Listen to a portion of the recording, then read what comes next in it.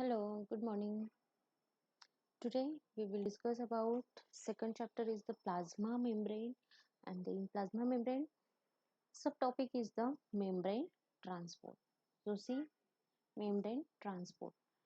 The main function of the plasma membrane is to regulate the flow of material into and out to the cell called transport. So what? The main function of the plasma membrane is to regulate the flow of material into and out to the out to the cell called transport. Here transport, there are the different type. First is the passive transport and the active transport. In passive transport, the simple diffusion, facilitated diffusion, and primary active transport and the secondary active transport. First of all, we discuss about what transport. So regulate flow of material into and out of the cell called transport. So this transport of material is regulated by size of pores present in the plasma membrane. And the plasma membrane is there are the semi-permeable, which allows the passage of solvent but not of all solute. Is the semi-permeable. It's only selective, only for solute, not a solvent. What is meant by solute? For example, sugar and water. Water is a solvent and sugar is a solute. That is the um, so here which shows allows the passage of solvent but not of all solute. Passage of solvent but not all solute. So the plasma membrane which permit one substance to pass through the more easily than another is called selectively permeable, and it allows the passage of both solvent and solute. In the selectively permeable, the plasma membrane which permit one substance to pass through the more easily than another is called selectively permeable, and it allows the passage of both solvent and solute. So these plasma membranes are selective permeable rather than the semi permeable. So transport of metabolites through plasma membrane takes place in four ways. So see, plasma passive transport and active transport. So first is passive transport. In the passive transport, there are the two type of transport: simple diffusion and facilitated diffusion. In the simplest diffusion, the simplest way for a solute to get from one side of the membrane to the other is simple diffusion, and it is unassisted net movement of solute from a region where its concentration is higher to a region where its concentration is lower. Got it?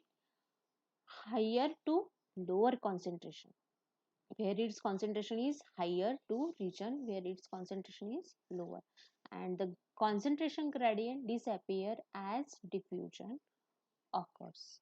So see in diagram, there is extracellular and intracellular is the cell membrane, and here potassium and chlorine ions, some sodium ions. Its pore is near about 7 angstrom in unit. It is the unassisted net movement of solute from a region where its concentration is higher to region where its concentration is lower, and concentration gradient disappear as diffusion occurs, and there is no stereospecificity. See, in simple diffusion there is no stereospecificity, and it is slow process. Simple diffusion is a slow process and ATP is not utilized. Here no energy required. Okay, but it is a simple diffusion. And next one is the facilitated diffusion. In facilitated diffusion, also known as facilitated transport or the passive mediated transport. Facilitated diffusion, also known as facilitated transport or passive mediated transport. It is process of spontaneous passive transport of molecule. Is the process of spontaneous passive transport of molecules. So in this type of diffusion, energy not required and it takes place along the concentration gradient. However, it different from simple diffusion in some respect. How? See. In the simple transport diffusion, it in the simplest, it required carrier for transport of metabolite across the membrane, and in the simplest, no required any carrier transport of metabolite across the membrane. In the facilitated, it is the stereo specific process, and in simple diffusion there is no specific there is no stereo specificity. Here is no stereo specificity, and the simple is slow process. So in the facilitated transport, it is the stereo specific process, and that is only one isomer is the transported. So in diagram is required some transported. So here is carrier. Okay, the carrier transport this metabolite across the membrane, inside and outside the cell. So it's a facilitated transport. The role of carrier proteins. Here carrier protein, it required some carrier transport. So here the carrier protein, and the role of carrier protein is simple: to facilitate the diffusion of a polar or change solute. So carrier are protein with respectively low molecular weight. It's about 9 to 40,000, but they are highly selective. Okay, but they are highly selective. The metabolite binds to the carrier protein at the outer surface of the membrane to form carrier metabolite complex. So these diffuse along the concentration gradient, that is from high concentration to low concentration regions. So the metabolite is released towards the inner surface of the membrane as there is low concentration of metabolites on the inner sides. So it is continuous as long as there is a concentration gradient. So the transport of glucose into the erythrocyte is the good example of facilitated diffusion. What in the transport of glucose? Instant energy. So the transport of glucose into erythrocyte is the good example of facilitated diffusion. See in there.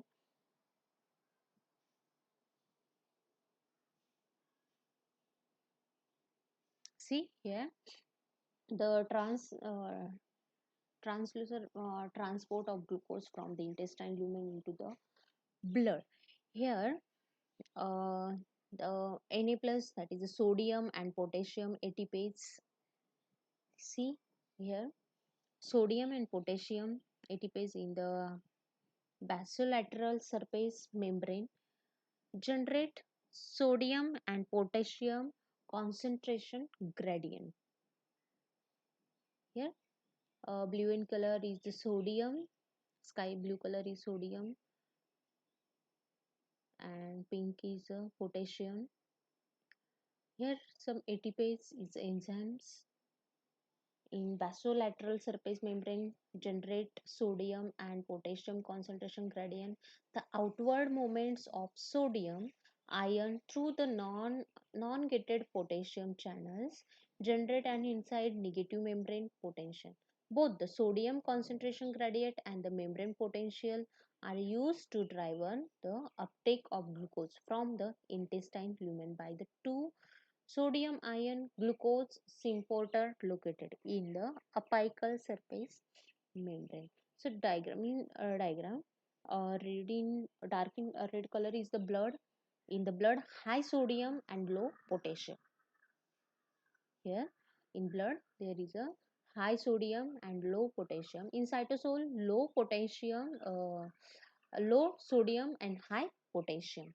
And the intestinal lumen dietary glucose higher dietary sodium chloride. It's a three diagram translucent transport of glucose from intestine lumen into the blood. There is a low in the blood high sodium low potassium, in cytosol low sodium and high potassium, and the intestinal lumen dietary glucose high dietary sodium and chloride. So here sodium potassium ATPase and it's required some energy. So the uptake of glucose from the intestine lumen by uh, uptakes of the membrane potential are used to drive on the uptake of glucose from the intestine lumen by the two sodium ions glucose important located in the apical surface membrane. So the glucose level the cell facilitated diffusion catalyzed by the glucose 2.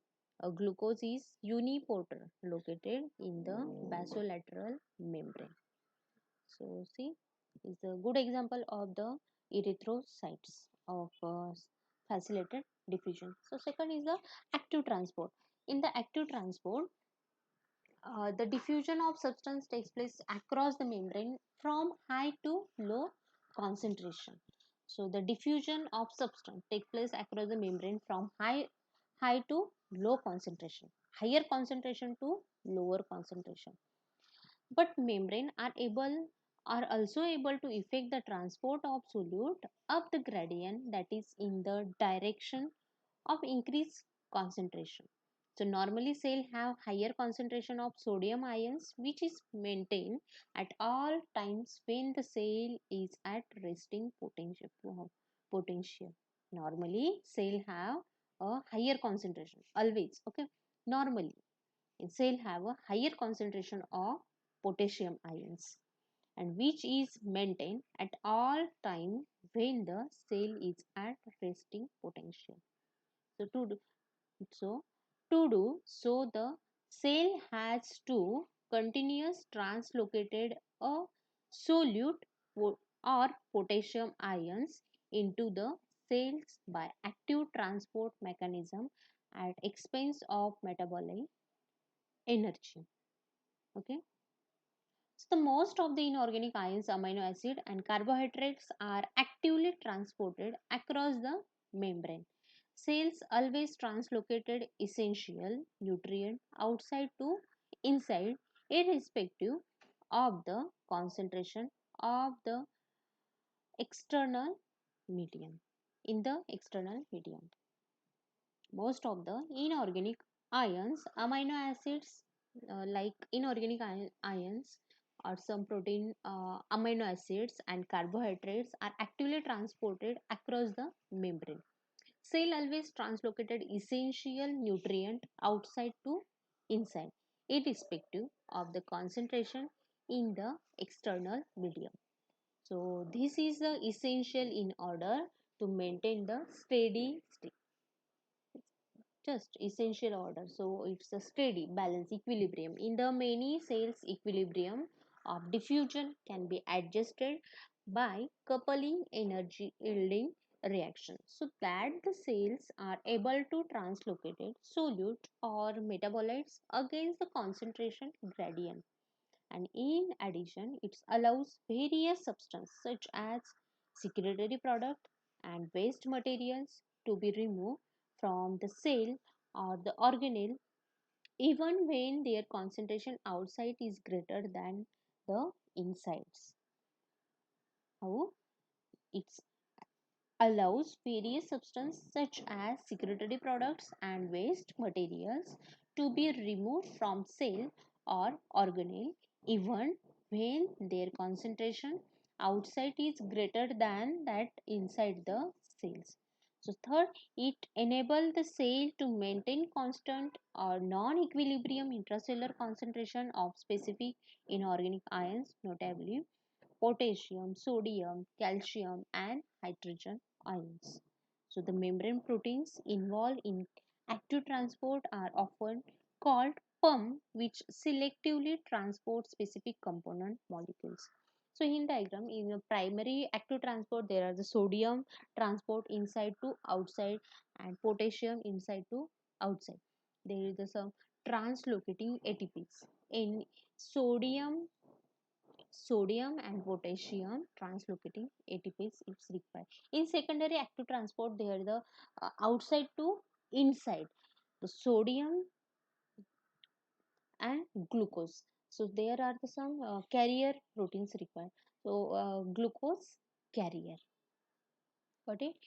So it is the unidirectional, that is the vectorial or the one directional transporting. Cell always translocated essential nutrient outside to inside, irrespective of the concentration in the external mediums. So an active transport system that transports solute across membrane one direction will not transported that solute actively in other directional, that is the unidirectional transporting or the vectorial transporting. So depending on the energy source, active transport is regarded as being either direct or indirect. So it's see here, direct depending on the energy source, active transport is regarded as being either direct or indirect. So direct transport, so in the direct transport, the accumulation of solute molecules or ion on one side of the membrane is coupled directly to an exergonic chemical reaction. See here, ATPase is the channels when transport molecules enter into the cell. It's an exergonic chemical reaction and mostly the hydrolysis of the ATPase. So transport protein driven directly by ATP hydrolysis is called the transport ATPase or the ATPase pump in the direct transport system. So in another diagram is a revolving door model of active transport is a indirectly active transport. On the other hand, depend on the co-transporter, means the carrier proteins. Co-transport depending on the co-transport of the two solute, with the moment of one solute down its gradient driving the moment of the other solute up its gradient. So in most case of the two solute is an ion, usually sodium and hydrogen, that moves exergonically down its electrochemical gradient driven the concomitant transport of the second solute such as monosaccharide or amino acid against its concentration gradient. So here the direct or indirect active transport. So some transport proteins, simple transport, that is the one solute from one side of the membrane to the other. They are called the uniport. Simply, single port. So in diagram, see transporters. Overview of the electron transport proteins. So transporters. In third diagram, third number is the uniport in the A. The some transport protein simple transport one solute from one side of the membrane to the other. They are called uniport, and others function as co-transport systems in which the transfer of one solute depend on the simultaneously sequential transfer of second solute either in the same directional is called same port or in the opposite direction is called the antipodes. So first of all, overview all transporting. So here the gradient are so gradients are indicated by triangle with the tip pointing towards the lower concentration electrical potential. So here pink in color is a triangle with the tip pointing towards the lower concentration electrical potential or the both. Here exterior and cytosols. First see in first diagram ATP powered pump. There is the ions 10 raised to 0 to 10 raised to 3 ions, ATPs to ADPs used to be added. So here or the both, then the pump utilized the energy released by ATP hydrolysis to power movement of the specific ion is a red in circle or small molecules against their electrochemical gradient. Then in second diagram, see ion channels. In the ion channels, channel permit movement of the specific ions or water down their electrochemical gradient transport, which fall into the three groups: facilitated movement, of specific small molecules or the ions. Okay, and in third diagram there are the uniport, symport and antipodes. So uniport transport a single type of molecule down its concentration gradient. So co-transport is the sym transport, and the anti-transport catalyze the movement of one molecule against its the concentration gradient. So here the black in circle, see in three diagrams, black in circle is the driven by the movement of one or more ion down an electrochemical gradient. So in red arrow or red circles, red arrow, different in the mechanism of transport by these three major classes of proteins account for their varying rate of the solute movement. It's a complete transporting system. So once again, overview. Membrane transport. The main function of the plasma membrane is to regulate the flow of material into and out to the cell. Main function is the material into and out to the cell called the transport. And there are the two type of transport system, passive transport and active. In the passive, simple diffusion and facilitated diffusion. In active transport, primary active transport and secondary transport. In the passive transport, the simple diffusion, simple diffusion where its concentration is higher to region where its concentration is lower is the simple diffusion. And facilitated diffusion, also known as the facilitated transporter, passive mediated transporter, is the process of spontaneous passive transport molecules. And in active transport, here the across the membrane from high to low concentration.